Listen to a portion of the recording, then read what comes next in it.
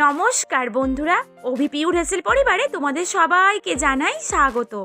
আজ আমি খুব সুন্দর একটি রেসিপি তোমাদের সঙ্গে শেয়ার করতে চলে এলাম। দেখো তো, ভিডিওই দেখে বুঝতে পারছো এগুলি কি গাছ?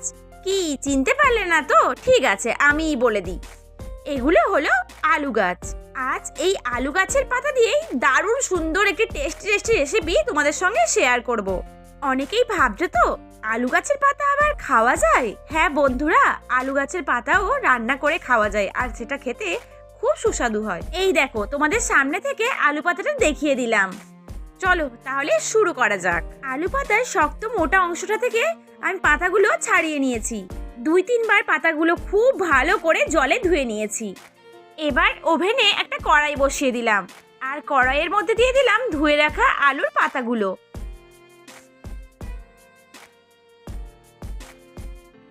এরপর এর মধ্যে একটু বেশি করে জলটা দিয়ে দিলাম, কারণ আলুর পাতাগুলো আমার খুব ভালোভাবে সেদ্ধ হওয়া চাই। এরপর এর ওপরে একটা ঢাকনা দিয়ে দিলাম। মাঝে একবার ঢাকনা খুলে পাতাগুলো এদিক ওদিক উল্টে নিয়েছি। এর ফলে উপর নিচে সব পাতাগুলোই ভালোভাবে সেদ্ধ হয়ে যাবে। আর দেখো, আমি প্রায় 8-9 মিনিট পর ঢাকনা খুলে নিলাম। তারপর পাতাগুলো জল থেকে ছেঁকে তুলে নিলাম। এবার একটা মিক্সিং জারে সব পাতাগুলো নিয়ে মিক্সিতে ঘুরিয়ে নিলাম। রসুন দিতে ভুলে গিয়েছিলাম, তাই পরে রসুন অ্যাড করে দিলাম। এখানে আমি 5 কোয়া রসুন দিয়েছি, আর দিলাম 2টো কাঁচা লঙ্কা। তোমরা যেমন ঝাল খাবে সেই অনুযায়ী লঙ্কা দিও। চলো মিক্সিতে আরেকবার খুব ভালোভাবে ঘুরিয়ে নিই। এর কিন্তু একেবারে মিহি পেস্ট আমাদের বানাতে হবে। তোমরা চাইলে শিলনোড়ায়ও বাটতে পারো। দেখো বন্ধুরা, কড়াই খুব ভালোভাবে গরম হয়ে গেছে। আমি এর মধ্যে দিয়ে দিলাম 4 চামচ সর্ষের তেল। সর্ষের তেলই দিতে লাগবে। তেল খুব ভালোভাবে গরম করে নেব।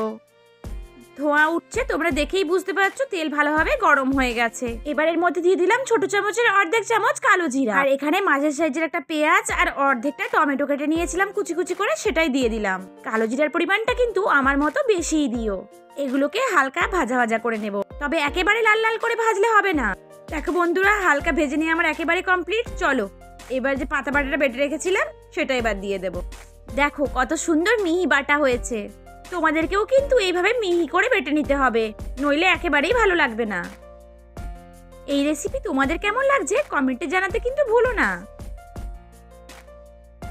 চলো খুন্তি দিয়ে সব একসাথে ভালোভাবে মিশিয়ে নিই। এবারে তাপমাত্রা কমিয়ে দিয়ে এটা হতে দিতে হবে। এর মধ্যে এই সময় দিয়ে দিলাম 1 চামচ লবণ। তোমরা কিন্তু অবশ্যই তোমাদের স্বাদ অনুযায়ী লবণ দিও। এরপর এর মধ্যে দিয়ে দিলাম 1 চিমটে চিনি। ঝাল, লবণ, মিষ্টি সব দিলে একটা স্বাদের ব্যালেন্সটা ভালো থাকে। সব একসাথে ভালোভাবে মিশিয়ে নিলাম। ঝালটা তবে বেশি দিও, যতটা ঝাল হবে খেতে কিন্তু ততটাই টেস্টি হবে। আর গরম গরম ভাতের সঙ্গে তো জাস্ট বলে আর নয়।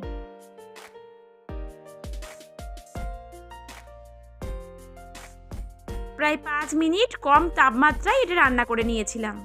যখন দেখবে এর একটু রংটা চেঞ্জ হচ্ছে, মানে একটু কালচে রং চলে আসবে, তখন বুঝবে এটা পুরোপুরি রেডি। হ্যাঁ, আজ আমি বানিয়েছি আলু পাতার ভর্তা। তোমরা তো অনেক ভর্তা বা বাটা রেসিপি খেয়েছো। আমার অনুরোধ রইল, একবার প্লিজ এইভাবে আলু পাতার ভর্তা বানিয়ে দেখো, খেতে দারুণ লাগবে। গরম ভাতে জাস্ট জমে যাবে। ভিডিওটি ভালো লাগলে লাইক, শেয়ার, কমেন্ট এবং সাবস্ক্রাইব করে দিও। সবাই খুব ভালো থেকো। টাটা।